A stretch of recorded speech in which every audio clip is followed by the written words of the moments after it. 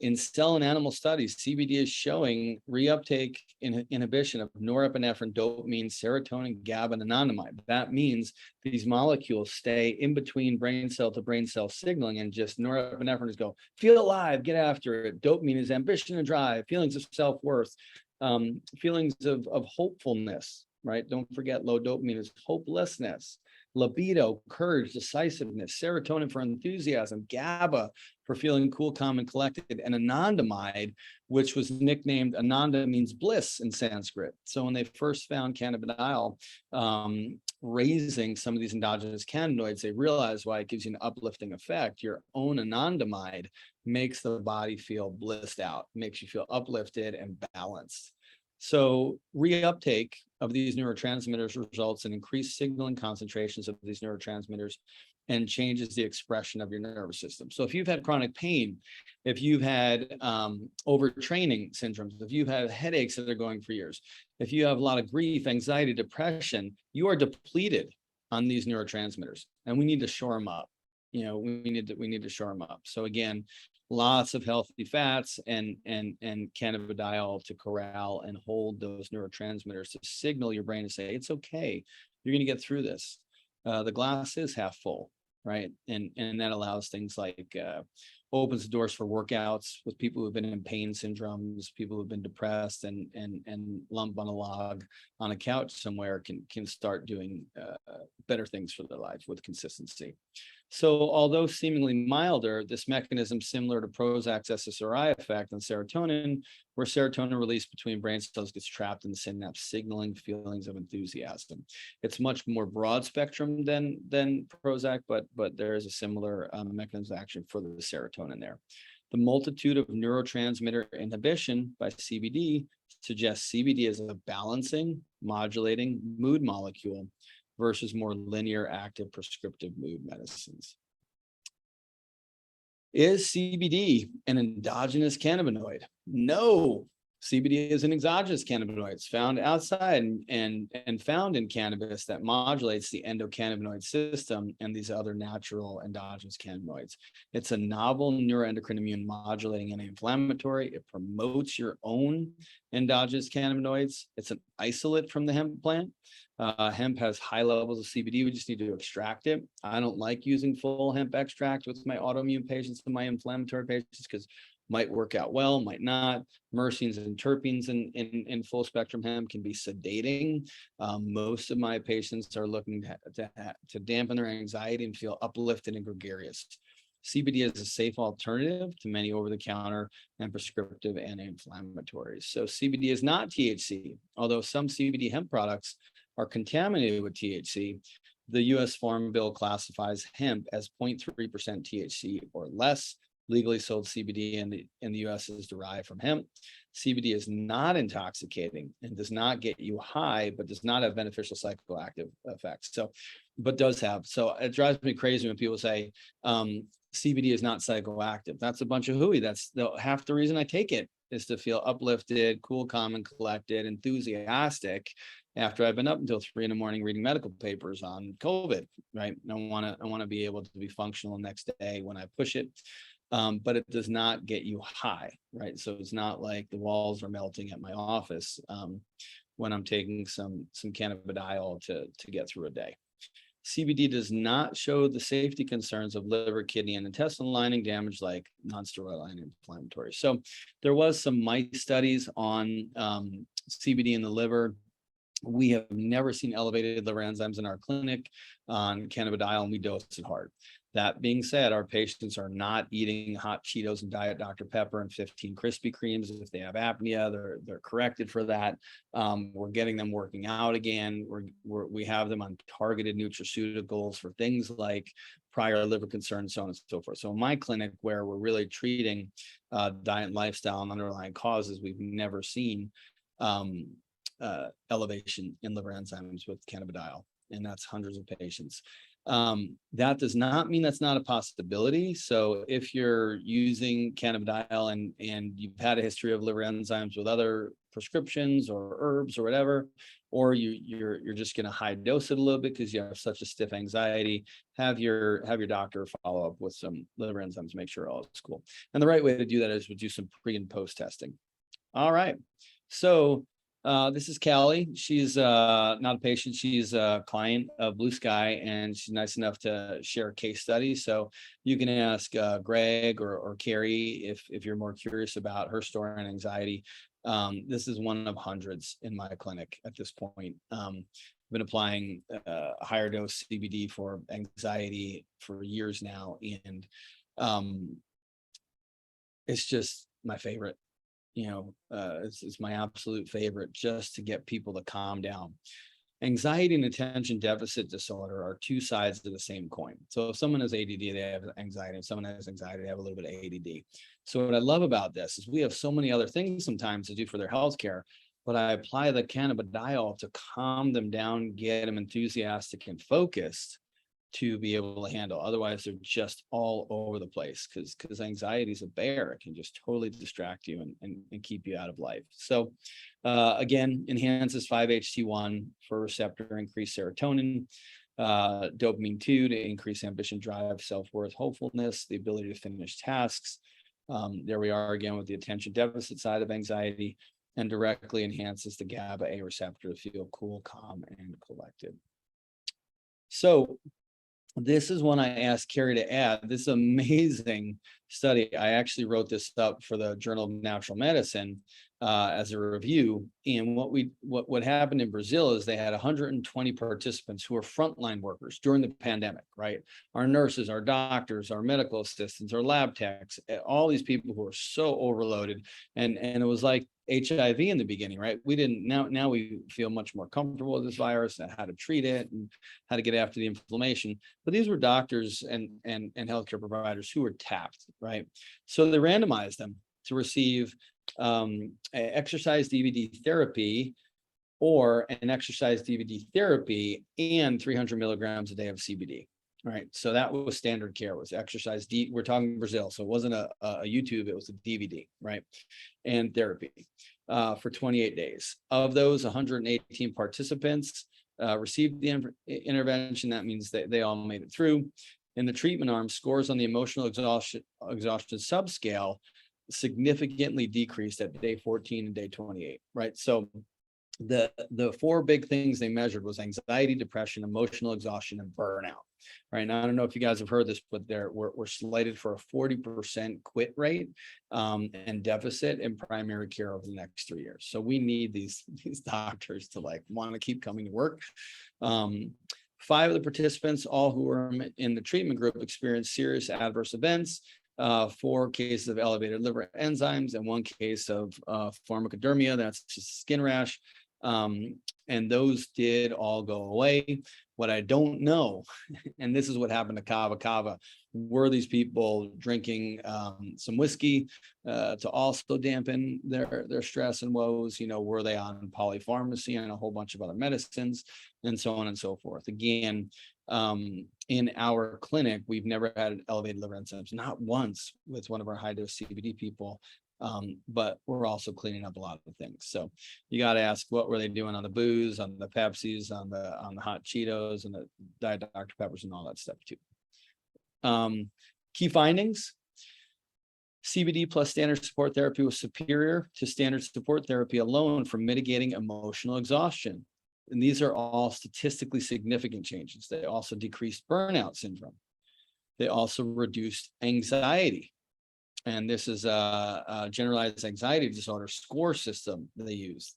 And at 4 weeks, dramatic statistical reduction in anxiety, significantly reduced depression.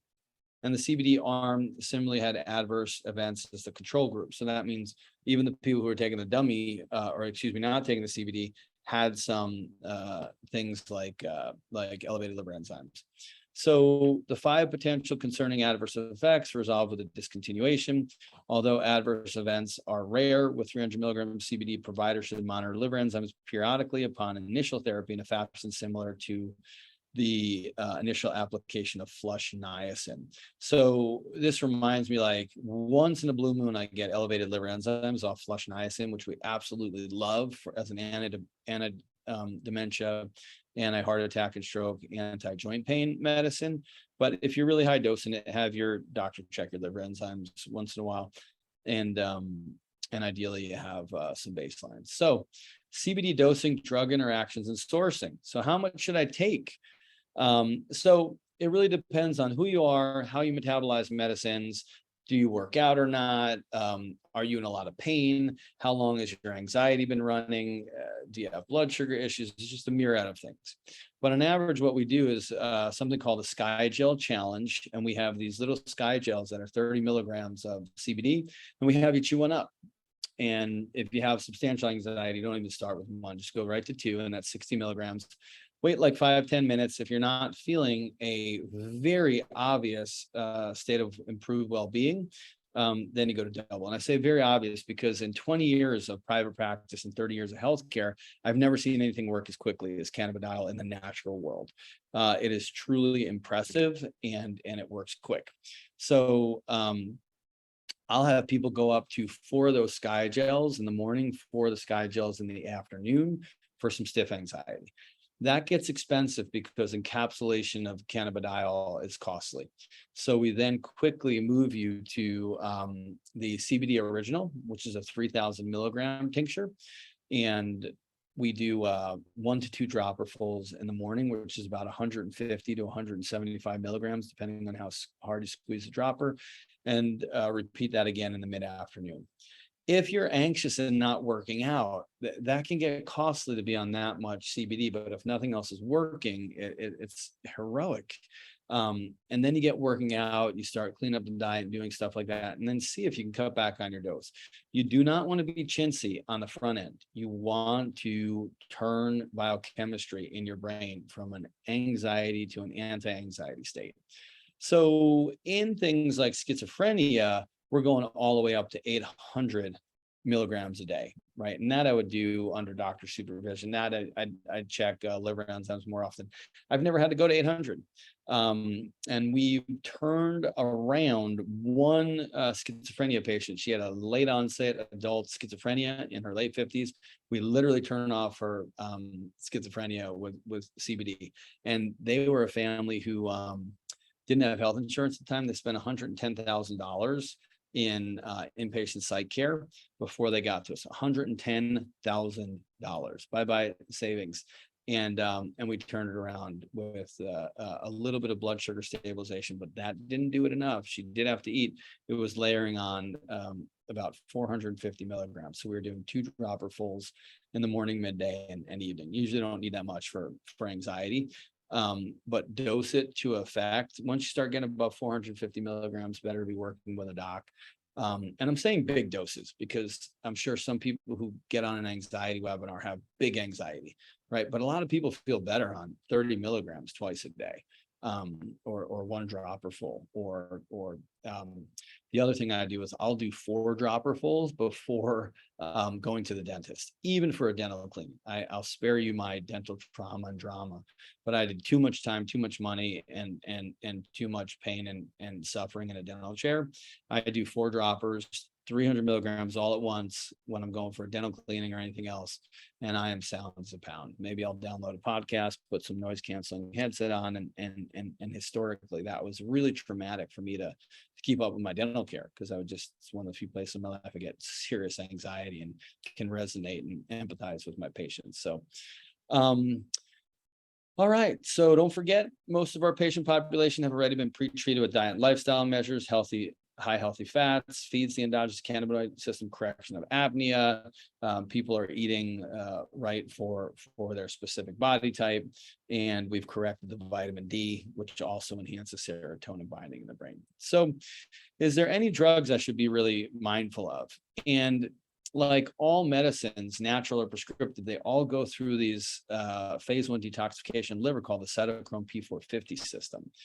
And the profile for CBD is extremely safe. So studies of THC, CBD, and CBN inhibition and induction of major human cytochrome P450 isoforms generally reflect a low risk of clinically significant drug interactions with most use, but specific human data are lacking. So what we're saying here is things like grapefruit juice and St. John's wort are two natural things you'll hear about all the time because they really can affect certain drug metabolism. There is one thing I tell people to monitor, and that is warfarin.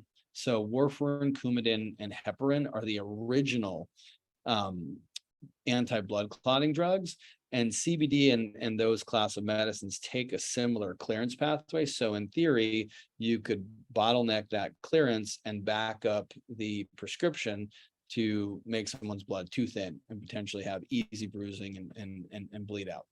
These drugs aren't around that much anymore. They're getting replaced by Xarelto, Eliquis, and Pradaxa, then the new kids on the block, which take a different clearance pathway. But just be mindful of that. The only other big concern is a couple of these prescriptive drugs. And again, I haven't seen this. I even had one patient on Coumadin with high dosing CBD, but we just watched his INRs, which is a bleeding time. Didn't change that much. But again, I really believe in first do no harm.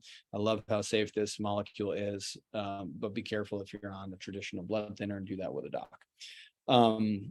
All right. So like shopping for high quality fish oil, hemp product and labeling can sometimes be misleading and confusing.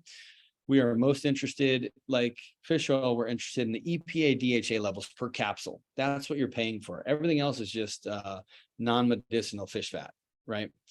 So the main ingredient you're looking for is the CBD content when using the suggested dosing of above or mimicking a human trial that use pure CBD. So you want to literally do what they did in the studies to get the same anti-anxiety outcomes that you did in the studies. So if a bottle says 3,000 milligrams of full spectrum hemp, this does not mean 3,000 milligrams of CBD. Moreover, if they don't report the CBD content, you should be suspicious or at least realize they are not doing analysis for CBD quantity and you really don't know what you're getting. All right. So again, our 3,000 milligram CBD isolate, the original 3,000 milligrams is $125 on bluesky-cbd.com. And that is the cheapest per milligram on the market, right? So if you really want to give this a try, I wouldn't even start with the gel caps if you think you're going to need to get to 300. And then again, once you get up to 300, start getting that exercise meal plan, keep your blood sugar good. There's more than anxious. There's irritability and attention deficit disorder and anxiety, right? These are all things that can happen when your brain runs out of fuel or oxygen, right? So take care of the basics and then repopulate that brain with some modulating CBD. Thanks.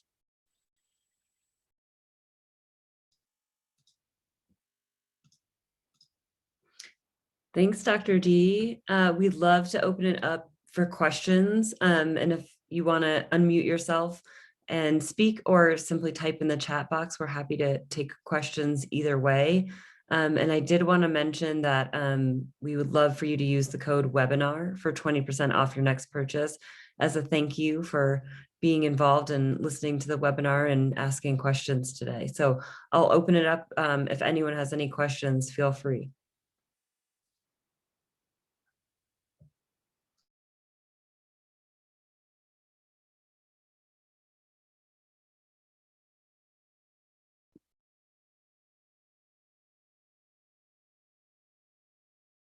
Let me undo myself here. Let's see. Yeah. Right. Kicking it off, Kay? Well, somebody has to say something, but I don't have a question probably, although I have always a lot of questions, but that was a really good talk. Like, thanks. That was really good. I have a lot of people here. They want to try CBD. I always send them to Blue Sky and like, don't go to the gas station and get CBD. You know, it's legal. Marijuana is legal in Illinois now. I'm in Illinois. So they have the CBD and with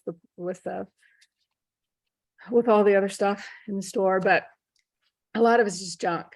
So I just send them to you guys. So thank you for, researching this product and making us feel secure about suggesting it for people. I've taken it. I take it sometimes. I don't take it all the time, but I've been on large doses of it, and it really does work. So. Well, and you bring up a couple points there. I'm 49, so I'm definitely part of the Nancy Reagan just say no. And I appreciated that intention, but I wish they would have said, just understand the biochemistry. And because I grew up with a native Austrian father who thought weed and heroin were the same drug, right? Those kids are freaking dope, so it's like someone smoking a joint is the same as someone who's like shooting up a needle. And the whole thing was very confusing. And we now know, wow, psilocybin, John Hopkins showing really potent value for irretractable depression and PTS, and then, but if you add cocaine with alcohol, it's extraordinary atrophying to the brain. And who does cocaine without alcohol, right? Pablo Escobar, right? So we really need to educate the public also on recreational, and stop pretending that people don't smoke a joint at the end of the night or have a glass of wine or meet their old buddies and do all kinds of, right? And for me, the biggest thing from an anxiety standpoint, as someone who smoked some pot in college, is once in a while I would get that mild paranoia and then anxiety. And as cannabis, as THC laden cannabis gets legal in Illinois, the one slide we should have put in here is the antidote for getting too high from marijuana and THC is CBD. It literally kicks THC off the CB1 receptor, and the CB1 receptor where THC binds is already upregulated in schizophrenics. So isn't that interesting, where someone's already kind of on the verge of hallucinating and having auditory and visual hallucinations, and then we all had that friend in college, like they smoke a little weed and they just went, paranoid and way out there, right? They were probably already upregulated, and they would have been a much better candidate for CBD. They were already expansive, right? They needed to yin out a little bit and ground down, right? So there is someone affiliated with Blue Sky. I won't mention any names, but let's just say they went to a Post Malone concert and they thought they were 20 years old, and they ate a gummy bear now that you can get in Illinois, and they had the perfect buzz, and then they were hanging out next to people sitting next to them at the concert, and they took a toke off a joint. This is not me, by the way, but it is someone I know very well. And now they were too high, and they had floor seats, like where the hockey players play, and they felt really claustrophobic and paranoid. They had a bottle of original Blue Sky on them. They remembered my lecture, and they took 2 dropperfuls of the Blue Sky original. It kicked the THC off the receptor, and they ground it out, and they felt calm and collected. It was so neat to hear it. But back in the day when we would harvest hemp and marijuana, it was very low THC, very high CBD. And then what we did, whether it's our rap stars or whoever, they wanted the chronic, they wanted the couch lock, they wanted to get screwed up. So we started breeding up the THC and breeding down the CBD. And now you have a natural plant that's no longer in its original balance, right? It's just, almost like an opium phenomenon. And that's why I tell a lot of parents, like, hey, little Timmy's probably going to smoke some pot, but if he comes home, really losing it, you got to have a bottle of cannabidiol around and hit it hard to kick that THC. And I go, whoa, thanks, Mom. So good to know. Yeah. So so even for things like paranoia and that you get from not even smoking weed, you can get the same, you can enhance those same phenomenon. So it's just, cannabidiol is a real misunderstood molecule, and I am guilty of misunderstanding that as well. So it's kind of my mission to educate patients and doctors on, here's the real story. And on top of that, there's a dosage issue. So I feel like I'm back in the 90s again, telling people 300 milligrams of EPA DHA fish oil isn't going to change your eczema. 3,000 milligrams of EPA DHA is going to change your eczema. So we want patients and customers and clients to start as low as possible, just from a financial standpoint, right? Find your minimum effective dose. But if you need to go up a little bit, realize that might be your reality. So you can step it up until you get the desired effect. Then give yourself a kick in the butt when you're not so anxious. Say, I am going to start working out more consistently, and then see if you can cheat back, because you should be making more of your endogenous cannabinoids again. Make sure your other healthy fats are coming in, and life should get a little more tolerable. So Do you feel like it's safe to combine the CBD oil with SSRIs or other pharmaceuticals that really a lot of people excellent take question. those? So And the answer is yes, if you're on about 10, 20 milligrams. You start getting into 40 milligrams of an SSRI like a Prozac or Zoloft, Lexapro. I would definitely talk to your doctor about, I wouldn't go more than, 30 to 75 milligrams. I've seen one case of serotonin 6 syndrome in 20 years, but it can happen. I think St. John's wort is much more potent at doing that. But I don't worry about that as much as I do if someone's on warfarin, Coumadin, or heparin, the original blood thinners. but not the other medications for clotting. Yeah, no, but make sure you're, if you're cranking it up, make sure your doctor knows. And a lot of times we will use CBD for someone who wants to get off their that wants to get off their prescriptions, Mhm. and I tell people all the time, they're like, okay, I feel great, I want to get off of my prescription. I'm like, okay, cool, what did you do aside from take your prescription? Because if that's all you did, it's going to be like jumping off a 3rd floor balcony with no mattresses laid down, right? If we started going to bed on time, if we took up some Tai Chi, if we're working out, if we corrected apnea, if we cleaned up our blood sugar, did some CBD, those kind of things. Yeah, now we can have a very graceful ramp off. And I don't do the actual prescription taper. I have the prescriber do that, but we're using cannabidiol to help people gracefully get off benzodiazepines. And it has been the most potent ally ever. I mean, people can claw. I mean, Kay, you're a nurse. You've seen benzodiazepine withdrawal. That and exercise. Like if I can get someone on their benzo taper to do some CBD with their tapering doc and to start increasing their exercise, you can taper relatively quickly and smoothly and not feel like you're crawling out of your skin. So Good info. Thank you. yeah, I see Gerald added moderate exercise per day. It's very helpful. I do notice a difference that it makes. Yeah. In Chinese medicine, that's your liver qi, your liver energy. All of your organs have opposing emotional correlations, and liver, when the energy is stuck, is anger, aggression, irritability, anxiety, depression, feelings of being trapped.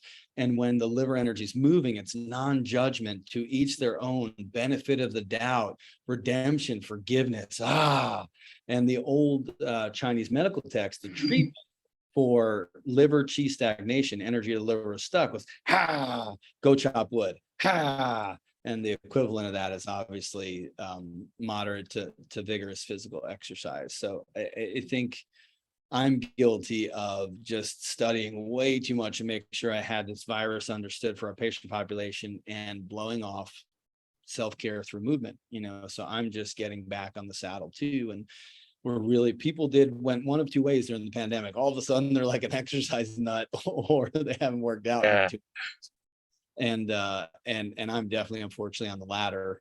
And you miss it in your mood. I don't work out for like to look trim or get a 6-pack. It's an antidepressant for me. That and that's, I agree with what Gerald's saying wholeheartedly. It's a great comment. Yeah, it's the reason I stress moderate is because it is possible to overdo it also. And in the 24-hour fitness that I belong to, I see guys in there working out for 2 or 3 hours per day, and they're really overdoing it. I mean, if you get up to a high level like that, you have to keep going at a high level. Otherwise, it'll come back and bite you. That's what I think. Yeah, well, I totally disagree. No one has ever overtrained in Boulder, Colorado. Well, that's true. I'm in the land of the triathlete. So overtraining is so real. It's so Well, concerning. And it literally drives calcified plaque. So we have people who are literally training 15, 20 hours a week for their tries. They think they're the yeah, healthiest person on the world. We do an EBCT heart scan on them, and they're riddled with plaque from the inflammation Yeah. of overtraining. Like yeah. an ice bath is cool if you want to do an ice bath and go Wim Hof, but if you absolutely need an ice bath post workout because you went that hard, we got to talk. You know, so I When agree.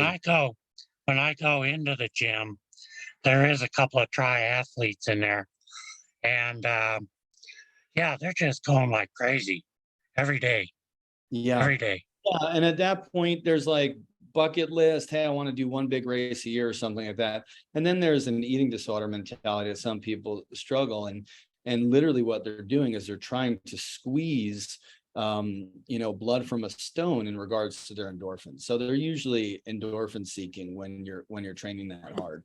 So we try and get under the hood and say, what are they missing?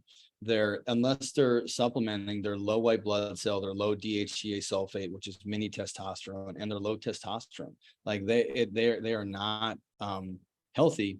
And I literally tell them all the time, what you're doing is impressive.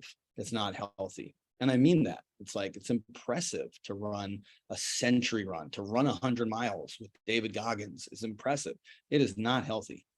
So if they want to put it on their bucket list, one and done, I support them on that. But a lot of times we're getting people to moderate. I want to put the sedentary couch potatoes and the overtrained triathletes in the blender and have moderate exercise come out the other side. But Americans definitely have this all or nothing phenomenon to them. One other comment on exercise, in the literature, in the peer-reviewed literature, for preventing heart attack and stroke, it is a 30-minute walk every other day. That's the difference, right? So if you're working with someone who's not in good shape, they have achy joints, whatever, keep it so simple for them and set the bar low so they can be proud of, hey, I got on the exercise bike for 2 minutes today. And 2 minutes turns into 5 minutes, 5 minutes turns into 10 minutes, because it's that little. And couch potatoes and overtrained athletes have the same risk for heart attack and stroke. So it really doesn't take a lot. Now, what I find personally is to get a little bit more of that antidepressant, anti-anxiety effect, you might need a little bit more exercise. And personally, I love doing martial arts. I love the Brazilian Jiu-Jitsu. And if I Wim Hof breathe and take 2 dropperfuls of CBD before a class, I just, the world's okay. It's just one of those things where these good ideas compound each other. And that allows you the resilience to help others, to listen to others, because you're not drowning in overwhelm and anxiety and depression. So I really hope everyone on the call is doing okay. And if you're not, try and pump up the original, the cannabidiol. And if you're not, reach out to your healthcare provider, loved ones, and just say, I just need to get this anxiety under control. What am I missing?